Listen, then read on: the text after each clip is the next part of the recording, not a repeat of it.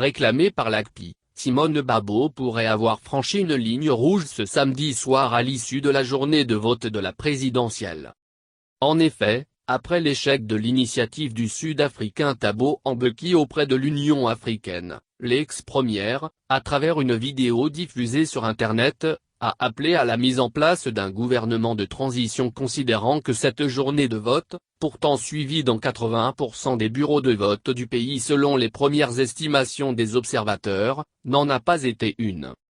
Simone Babo, ce jour 31 octobre 2020, il n'y a pas eu d'élection en Côte d'Ivoire, notre pays se retrouve ce soir dans une situation de vacance de pouvoir présidentiel, il est temps que toute la société ivoirienne, plus particulièrement l'opposition politique, la société civile et les patriotes qui se soucient de l'avenir de notre pays se donnent les moyens de mettre en place un gouvernement de transition. Ce gouvernement aura pour mission principale de jeter les bases d'une vraie réconciliation nationale et de créer dans les meilleurs délais les conditions d'une élection présidentielle démocratique et apaisée.